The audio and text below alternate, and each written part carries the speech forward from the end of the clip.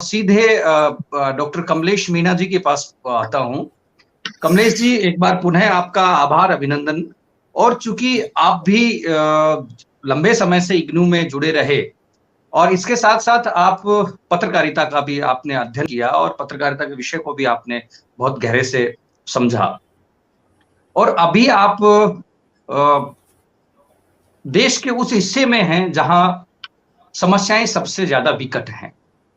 मतलब मेरे कहने का अभिप्राय ये है कि कश्मीर और श्रीनगर का वो सुदूर एरिया, और मैं कई बार आपके फेसबुक पेज से ये महसूस भी कर पाते हैं, हम देख भी पाते हैं कि उन रिमोट एरिया में, उस पर्वतीय उस इलाकों में जहाँ बच्चे, जहाँ लाइट नहीं है, जहाँ रास्ते नहीं है, तो एक डायरेक्टर के रूप में आपके पास क्या तो चैलेंज है और उनका आप निस्तारण किस रूप में कर पाते हैं? मैं सबसे पहले क्रेडिट टीवी के प्रति बहुत आभार, और ये सौभाग्य मुझे मिला आज honourable vice chancellor professor R L Godara साहब के सानिध्य में अपनी बात को रखने का। एक महत्वपूर्ण विषय जो डिस्टेंस, दूरस्थ शिक्षा, जिसके बारे में सर अभी बता रहे थे। सर ने अपना उदाहरण जो हमारे लिए अपने आप में एक प्रेरणा है, और सर आप हमारे सामने, हमारी युवा पीढ़ी के सामने एक अपने आप में एक इंस्पिरेशनल लीडर हो। एज ए वाइस चांसलर आपने अपना अनुभव अपनी एकेडमिक यात्रा से शुरू करके वाइस चांसलर तक का बताया।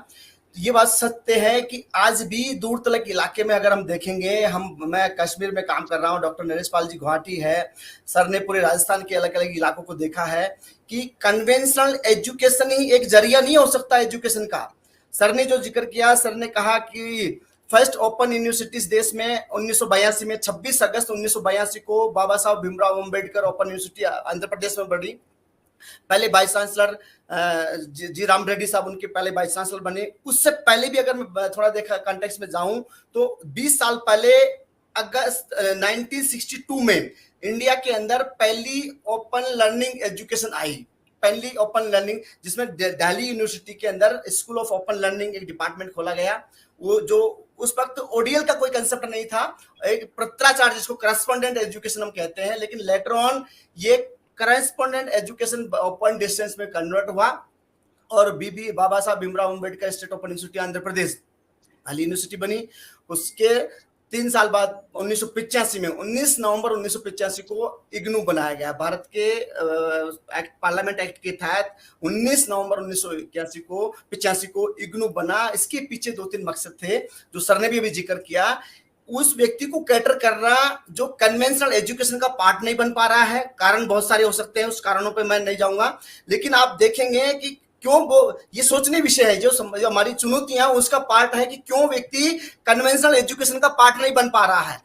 गोदारा साहब यहाँ बैठे हुए हैं, आपके पास ज्यादा तजुर्बा है सर। आपने देखा है कि हम गांव देहात से आने वाले लड़के हैं, हम हमारे माता पिताओं ने हमको कितनी कठिनाइयों से पढ़ाया है, किस तरह की आर्थिक समस्याएं होती है, किस तरह की इंफ्रास्ट्रक्चर समस्याएं होती है, लोगों को सुविधाएं नहीं हो पाती है, और जानकारी के अभाव में, आर्थिक संकट के अभाव में, इंफ्रास्ट्रक्चर की वजह से बहुत सारे कारण ऐसे होते हैं जिसमें हम कन्वेंशनल एजुकेशन का पार्ट नहीं बन पाते हैं। इस इंटेंशन को, 3 ऑब्जेक्टिव को फुलफिल करने के लिए प्रोफेसर जी राम रेड्डी जी की पहली लीडरशिप में पहले फाउंडिंग वाइस चांसलर इग्नू के बने और Indira Gandhi national open university बनाया गया।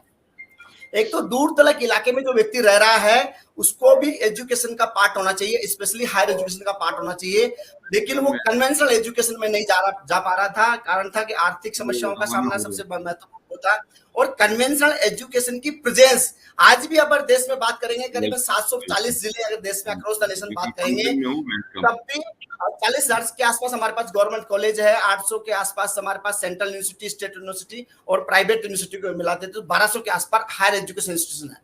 लेकिन हमारी ज्योग्राफिकल प्रेजेंस या हमारी पॉपुलेशन के हिसाब से प्रोपोर्शनली ये संख्या कम है।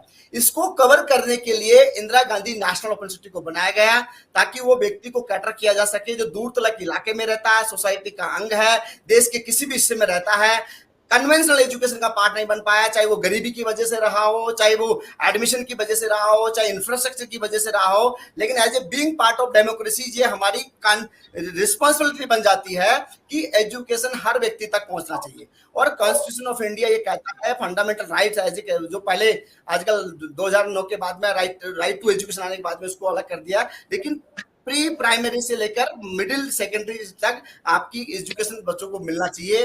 लेटर ऑन इसको आज गवर्नमेंट चाहती है कि हर व्यक्ति तक एजुकेशन पहुंचे, तो ये कन्वेंशनल एजुकेशन के जरिए मुमकिन नहीं था, इसलिए ओपन डिस्टेंस लर्निंग को अडॉप्ट किया गया।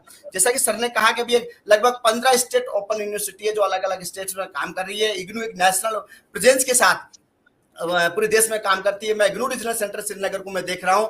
आपने जिक्र किया वैली के बारे में, ये बात सत्य है कि आज भी अगर हम एक तो बात करना और फिजिकली देखना बहुत जमीन आसमान का फर्क है। आज भी अगर आप प्रेजेंस में देखेंगे तो लोग बहुत तकलीफ में रहते हैं, लोगों के पास सुविधाएं नहीं है, लोग बहुत दूर तक इलाके में रहते हैं, लेकिन वो पढ़ना चाहते हैं, पढ़ने की अभिलाषा एम्बिशन उनके पास में है।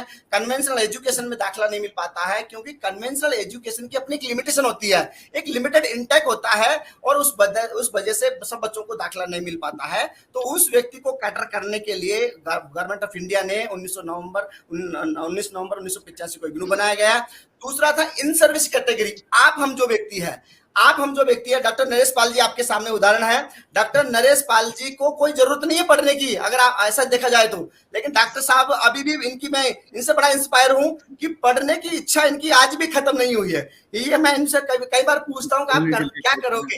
ये लगातार MBA ये कर चुके, MSW ये कर चुके, PGMC ये कर चुके, PhD ये कर चुके, मास्टर, तो लगातार ये पढ़ने की अभिलाषा, पढ़ने की जिज्ञासा ये हमारे अंदर होती है, उसको कैटर करने के लिए 1980 के दशक तक कोई ऐसी संस्थाएं नहीं थी कि इन सर्विस वाला व्यक्ति जाए तो कहां जाए। तो उस व्यक्ति को भी कैटर करने के लिए ओपन डिस्टेंस लर्निंग एजुकेशन बनाया गया। और आज आप देखेंगे कि बहुत बड़ी तादाद में अक्रॉस द नेशन, मैं इग्नू रीजनल सेंटर श्रीनगर को देख रहा हूं, हमारा लीडिंग रीजनल सेंटर है। आज साल में अगर हमारा डेटा देखें तो 50-60 हजार के आसपास